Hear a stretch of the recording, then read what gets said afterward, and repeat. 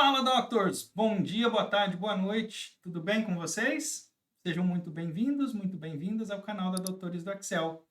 Juliano Neves por aqui e hoje eu vou te ensinar tudo sobre a função se. É uma função das mais importantes que a gente tem no Excel. Para você dominar essa função, eu não vou te mostrar nenhum, nem dois, mas 5 exemplos de como usá-la, desde o uso mais simples até o mais avançado, combinando o seu uso com outras funções lógicas, como a i, a ou, e de bônus, para quem ficar até o final, ainda a gente vai ver sobre a soma cis, ok? Sem enrolação, vamos para a tela para entender a importância dessa fórmula para construir planilhas e fórmulas inteligentes que conseguem trazer resultado atrelado a condições. Essas condições a gente chama de testes lógicos. Vamos lá? Digamos que eu tenha essa base de dados simples, mês, um curso e uma quantidade de vendas ou valor de vendas, e eu quero colocar nesta coluna um resultado igual a bom quando as vendas forem acima de 30 mil. Ok? Então vamos lá. Igual C tab. Observe, ela me pede um teste lógico, valor para quando esse teste for verdadeiro e o valor para quando esse teste for falso. Então, um teste lógico nada mais, nada menos é do que uma fórmula que o resultado dela é verdadeiro ou falso, sim ou não. Ok? Então, eu vou construir essa fórmula escrevendo este cara é maior que 30 mil. Este é o meu teste lógico. Se essa pergunta que a gente fez para o Excel for verdadeira, eu quero escrever bom, entre aspas, porque é um texto. Se não, eu não quero escrever nada. O nada para o Excel a gente põe aspas duplas, simples assim, e Enter. Ok. Se eu clicar 2 vezes aqui, eu arrastei a fórmula para todo mundo e está pronta a minha fórmula. Observe que todo mundo que foi acima de 30 ficou com resultado bom, todos os outros ficou vazio. Uma observação que eu faço, e a gente tem que tomar cuidado quando a gente quer construir planilhas inteligentes com relação a isso. Eu digitei o valor 30 mil aqui dentro da fórmula. A gente chama isso de hard coding. Apesar de a minha meta estar escrita aqui, que é 30 mil, eu pus o resultado, o valor, aqui dentro. Então, se eu, porventura, mudar essa meta para 50 mil, observe que minha fórmula não mudou em nada. Então, como boas práticas, vou selecionar isso aqui todinho e eu vou substituir o 30 mil pela célula H2, travando ela para quando eu arrastar para baixo, ela não acompanhar. Ctrl Enter, porque eu já selecionei todo mundo. E pronto. Agora eu tenho uma fórmula sem nada de hard coding, né? De números digitados dentro da fórmula. Então, 30 mil é o valor que a gente tinha originalmente. Beleza, tá lá. Conhecemos a fórmula C. Vamos agora um outro exemplo. Eu quero aqui que as vendas entre 30 e 40 mil sejam marcadas como bom. E só isso.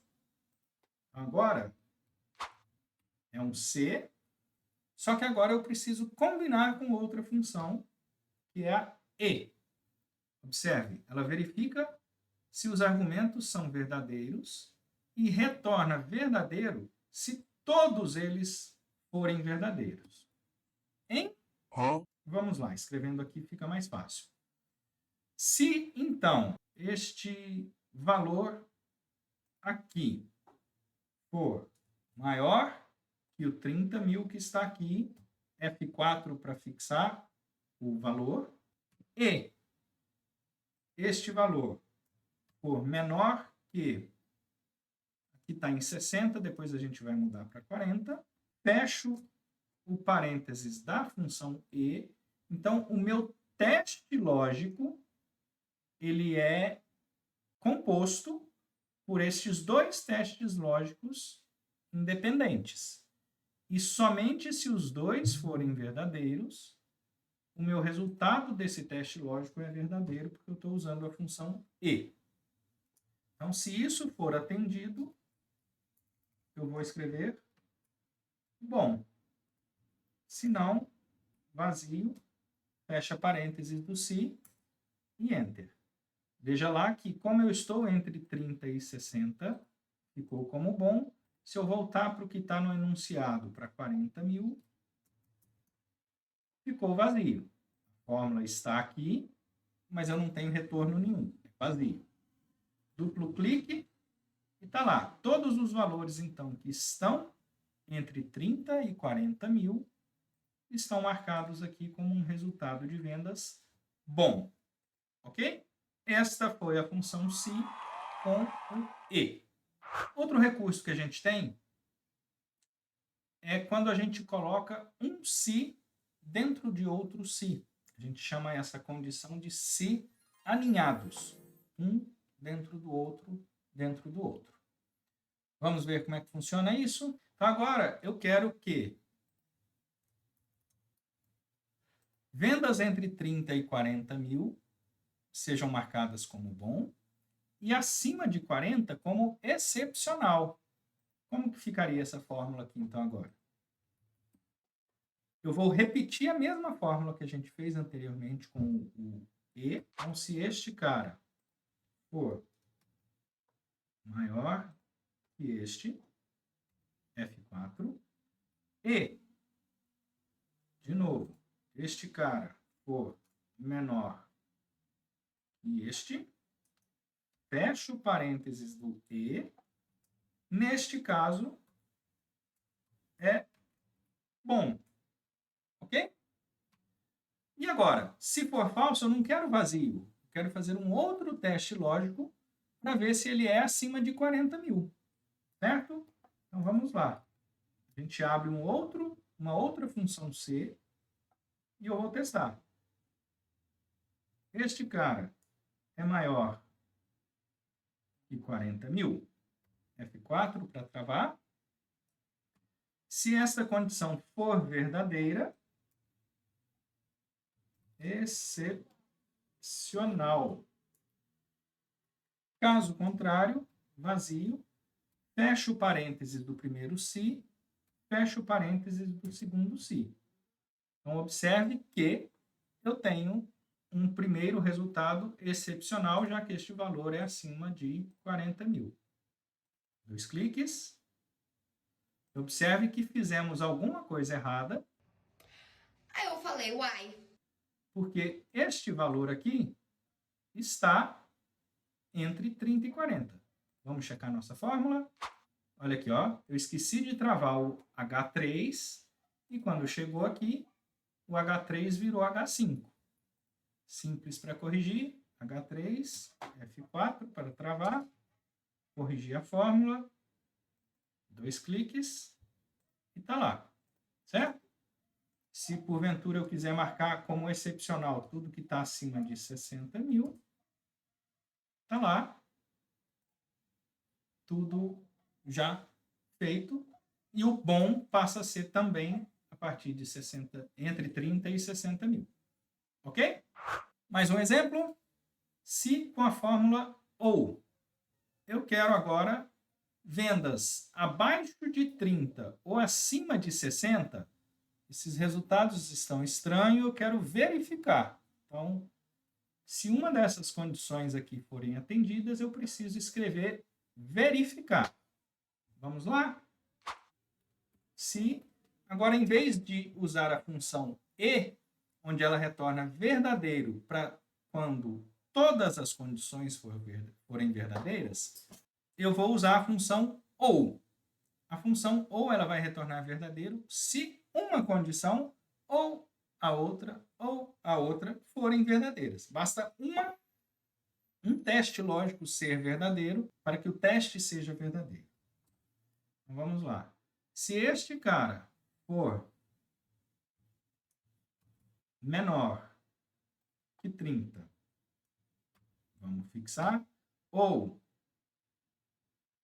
este cara for maior que 60, F4 para travar, fecho o parênteses da função ou, se alguma desses testes que a gente fez retornar verdadeiro, o que eu quero?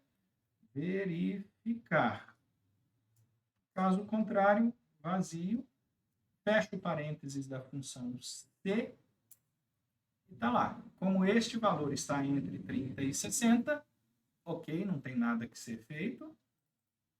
Está lá. Todo mundo que está abaixo de 30 ou acima de 60 foi marcado com o flag, vamos dizer assim, verificar.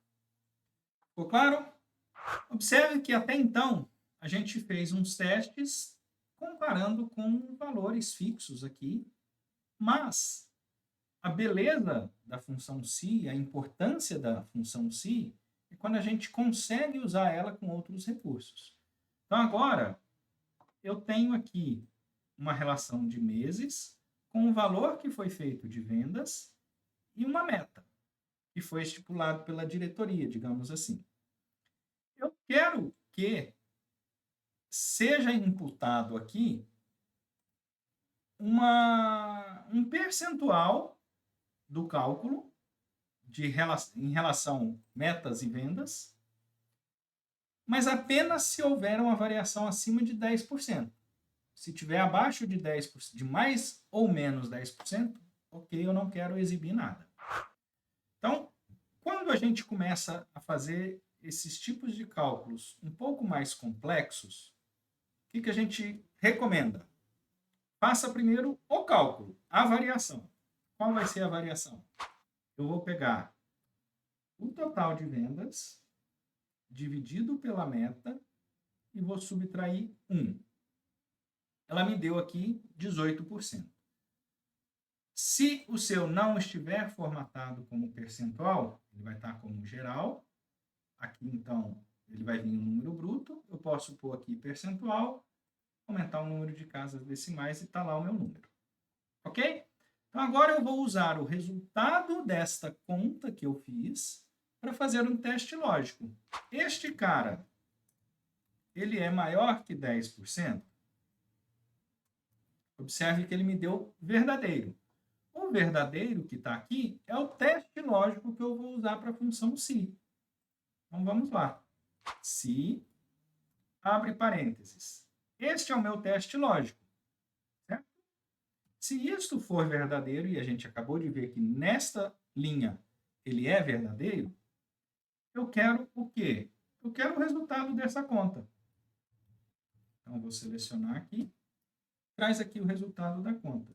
Se não, traz vazio. Vou lá. E eu tenho estes dois valores positivos. Mas, porém, contudo, todavia, observe aqui que eu quero uma variação de mais ou menos 10%. Olhando aqui, ó, este cara aparentemente está bem baixo. Este cara aparentemente está mais baixo que 10% da meta. E talvez este cara aqui também. Então, o que a gente pode fazer para corrigir essa informação? Como esses aqui estão acima da meta, e o meu teste foi se a conta for maior que 10%, quando ele dar menos 10%, o meu teste lógico dá falso. Então, para isso, vou selecionar aqui todo mundo, e o que eu vou comparar é o valor absoluto dessa conta é maior que 10%.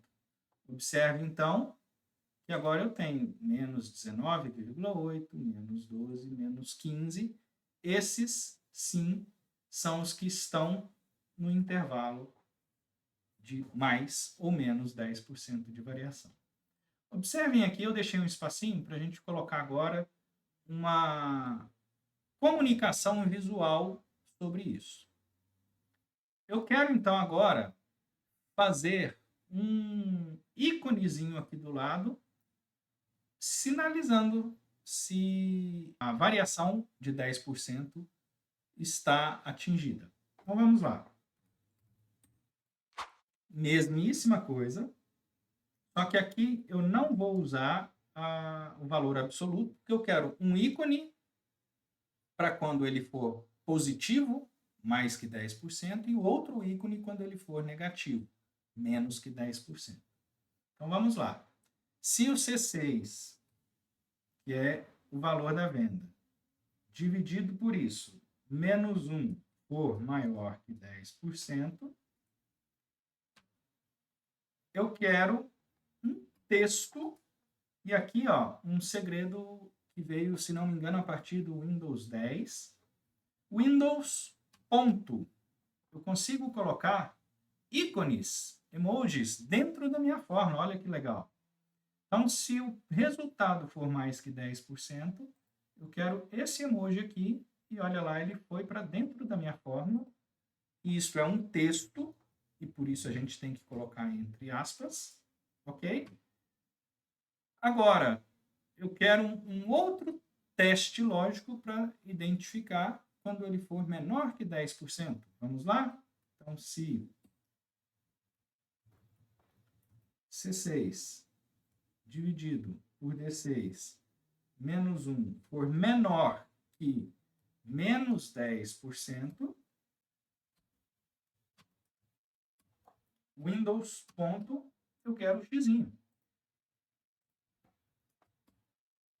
Caso contrário, não precisa mostrar nada, fecha o parênteses do primeiro se, fecha o parênteses do segundo se, e onde o Juliano errou. Aqui, ó, não tem que fechar esses parênteses. Ok? Deixa eu só limpar essa formatação aqui, e já já a gente faz ela juntos. Então tá lá.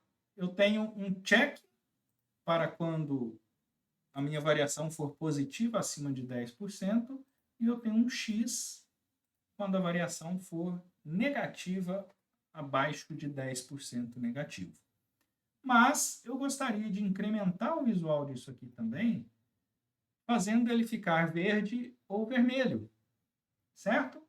Então vamos lá, eu vou colocar em formatação condicional uma nova regra, e aqui, ó, eu vou usar uma fórmula para determinar qual célula vai ser formatada.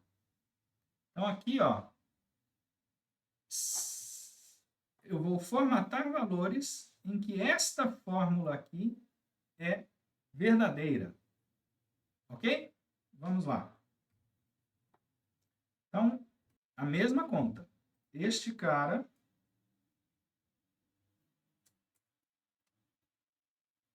dividido por este cara, menos 1, é maior que 10%. Se esta condição for atendida, eu quero minha fonte em negrito verde. Ok? Ok. E tá lá. Vou gerenciar as regras, vou duplicar esta regra aqui e vou editá-la. Agora, essa mesma conta para quando ele for menor que menos 10%. E aí eu vou querer este vermelho aqui. Ok, ok, aplicar, ok. Tá lá, certo? Tudo de forma dinâmica, usando a função se. Neste caso, usamos o se aninhado e estamos lá. Ok? Agora, bônus, para quem ficou até o final, temos aqui uma função chamada soma-sis. Soma-sis. Existe também a função soma-si, tá? Aqui a gente vai fazer uma soma condicionada a alguns critérios. Então, por isso a gente está trazendo esse assunto para essa aula, já que a função si fala sobre critérios, certo? Então, digamos que eu tenha essa relação aqui de estado, produto e quantidade de vendas, e eu quero somar todas as vendas deste estado deste produto. Como que a gente pode fazer isso? Vamos lá. Soma cis. Ele me pede qual intervalo eu quero somar. Qual é? Esta coluna. Ok? Qual é o intervalo de critérios? Então, o primeiro critério meu vai ser este intervalo. E qual é o critério? Este estado. Se eu parar por aqui, eu tenho 1.251, que vai ser a soma de todo mundo aqui, que é São Paulo. Está lá, 1.251. Mas, porém, eu quero também que olhar o produto, que seja vinho. Então, F2 para a gente entrar na fórmula. E eu quero, então, que esta coluna seja vinho. Tá lá, tem um resultado 610. Vamos tirar as provas. Vamos colocar o filtro. Ctrl Shift L. Quero estado de São Paulo. Produto vinho. Tá lá, 610. Ok? Então agora, como último bônus, uma outra forma da soma cis. Digamos que sua base veio toda zoada. Observe que eu tenho Minas Gerais, eu tenho Paraná, eu tenho São Paulo misturado com número, eu tenho Minas G com número, São Paulo capital. E mesmo se a gente repetir a fórmula aqui, então vamos colocar aqui São Paulo e vinho. E eu vou usar o soma cis. Quero somar este intervalo quando este cara aqui for São Paulo e esta coluna aqui for vinho. Deu ruim. Por quê? Porque eu não tenho esse campo São Paulo apenas. Para você ver que a fórmula está certa, tá aqui, Minas Gerais e o produto queijo. Ele achou o 248, porque este campo está exatamente igual a este. Mas observe que eu tenho esse Minas G com 136 que não foi computado. Eu tenho esse outro Minas Gerais com 159 que também não foi computado. Como a gente pode contornar para que a fórmula some de qualquer forma? Observe que na minha coluna B, o G3 traz aqui o resultado Minas Gerais. A gente consegue um caractere coringa, que é o asterisco, e eu vou concatenar ele com o meu Minas Gerais, que está na célula G3, e concatenar ele também com outro asterisco no final. Ou seja, ele vai estar procurando dentro daquela coluna qualquer coisa que contenha Minas Gerais. Observe que minha soma subiu para 407, que é este resultado, mais este resultado aqui, 407. Mas ele ainda não somou Minas G, certo? Então, eu poderia colocar só Minas, tá lá. Vamos fazer o teste agora com São Paulo. 468, que é este com este. Tá aí. Desta forma, a gente consegue contornar uma base de dados relativamente bagunçada. Certo? Bom, essa foi a aula de hoje. Espero que vocês tenham curtido, aprendido coisa nova. Não esquece de curtir, compartilhar com seus colegas de trabalho e se inscrever no canal e ativar as notificações. Ok? Muito obrigado. Até a próxima aula. Tchau, tchau.